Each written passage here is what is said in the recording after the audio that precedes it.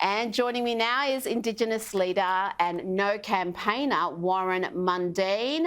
Earlier in the show, I mentioned how leading No campaign groups who oppose the Indigenous voice to Parliament, the race-based referendum, yourself and birthday girl Jacinta Price, happy birthday, Jacinta, you two are now merging. You are combining to defeat this referendum. You've already been coordinating. Tell me how this merger is going to help your fight. Well, it's going to help us a lot, and I'll just be a bit funny here for a moment. It makes sense for us to be merged because I remember a couple of years ago someone got a photo of Kate and Prince William at their wedding and cut their heads off and put me and Jacinta's heads on, and they said, "We're the king and queen of Coconut Island." And so, look, we're taking that challenge. We're back together. She's my queen, and we're gonna fight these people. What it's done is that it's going to make us a bit more sharper, and it stops confusing because, like, people are saying, who do we donate to, who do we volunteer with, and stuff like that. Well, then that's all resolved. We come under the one banner. We're working together. In fact, next week I'm going to have to go to our first merge committee meeting and so we'll be planning every week how things are done and working very, very close together. Look, Jacinta and I are great mates. We've been mates, for ages. And in fact, their kids, when they were in boarding school in Sydney, they used to come and stay at our place over the weekend, and we had great times. Look, we are one, and we are going to be fighting together. Wonderful. Now, Michaela Cash, the Coalition's legal affairs spokeswoman, has said the Indigenous voice to Parliament will destroy equality of citizenship and embed division based on race into the Constitution. It's what we've been saying on this station since May, and finally the Liberals have recognised that on principle they should have opposed this race-based referendum. But it's got plenty of support, Warren. What are you facing? I talked earlier about sporting codes backing this, celebrities, all sorts of cultural icons. What are you up against? Well, look, that doesn't matter. We're Australians, and Australians, we don't like elitists and all these other people and that. And what are the sporting codes going to say to their players and to their committeemen? One club which surprised me was Collingwood. Collingwood director said they support the boys, but they also said their staff and players can vote whatever way they want. And then they got the Yes campaign to do a presentation, and then they got me to come in and give a presentation.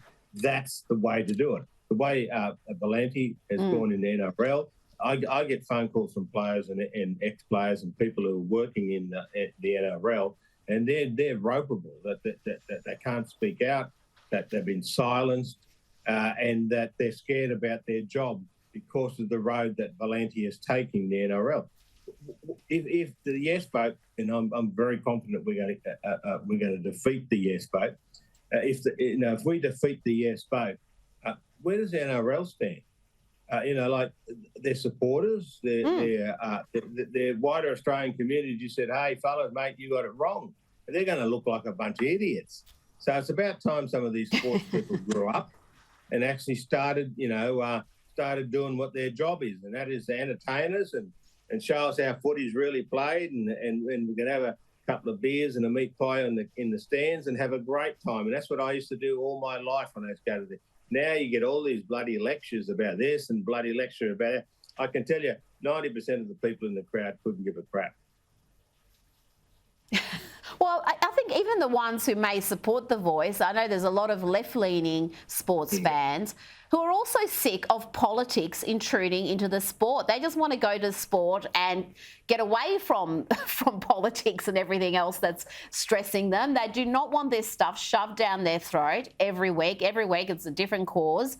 And the AFL's saying they're giving education sessions to their players, but from what I understand, the person giving the education sessions is very much in the yes camp, very much of the view that if you vote no, perhaps you might even be racist. So they're not really getting any sort of unbiased education. Yeah, well, that's like the I call it the KPMG thing.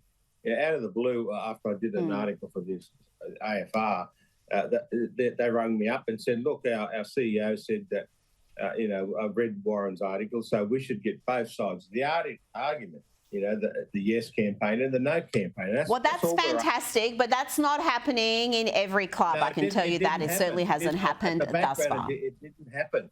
What happened 48 hours later, the chair of their Aboriginal Advisory Council rang up and said, we're not going to have you come in. We decided to go in a different way, and therefore we're cancelling you. And the KPMG executive gave into that. And this is the gutlessness of these people. They come out and they do these things. Look, my club, I'm a Western Sydney Wanderers supporter. I was a director there. I was a foundation member, and that. They come out and support the voice. Well, guess what? Last weekend I took all my Western Sydney Wanderers gear, tossed it in the bin, and I said, "Thank you very much for treating me like an idiot." I was a massive supporter of that club, and now they can go. I won't say that. They can go and bugger off. They can go jump.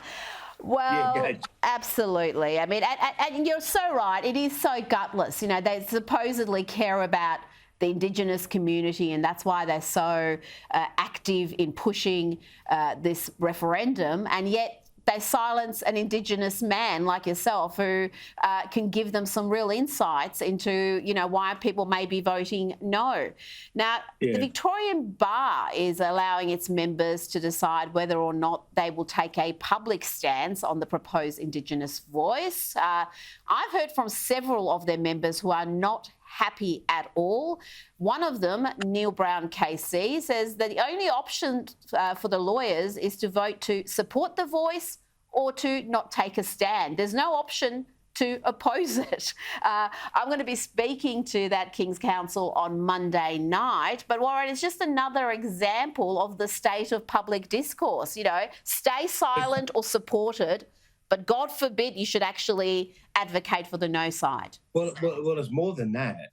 These are our top lawyers in the country. How can you trust these people, these lawyers, about getting a fair go and a fair trial when they're coming out and they're making political decisions? This is corruption at its worst. The Bar Association should keep their mouth shut and let the Australian people make their decision, because one of the foundations of of our legal system is that the lawyers will no matter what, whether you've been charged with a criminal thing or you've been whatever they've done, you always got the right for that defence. I couldn't trust a lawyer or a King's counsellor and a senior counsel after they come out and said that they're going to force me, an Aboriginal man, and tell me what I should be doing. Mm-hmm. Now, finally, let's end on something that's amusing. Well, is it scary? What's a little bit of both? Google has launched its own artificial chatbot named Bard. And when you ask it what it thinks about Senator Lydia Thorpe, the response is a role model for everybody. Now, let's have a look at this role model. Outside a strip club in Melbourne. You're a racist dog. You are the racist dog. Last month, she was dragged to the floor by police during a protest outside Parliament. In February, she held up the Sydney Mardi Gras. There was this at an anti-monarchy protest in Melbourne. The Crown has blood on their hands! And her alleged relationship with a bikie boss, which she later denied. What kind of person do you think I am? Oh, Warren, I don't even know what to ask you. Your response to all of that? Well, I thought Google was going to do the right thing. They rung me up and asked me to come down, and we went through the process of what they were going to be doing during the referendum. None of this was ever mentioned. They said they'd take a fair view, and now they've come out, and I find them to be frightened liars, because the conversation I had was nothing what this Bard is coming out and saying. And so I just, I rung them up today, and we're going to have another chat next week. this is again interference in the political process, where people should be able to make up their own minds and make their own decisions, and organisations like Google should just shut their mouth up. Good advice there from Warren Mundine. Thank you for your time tonight.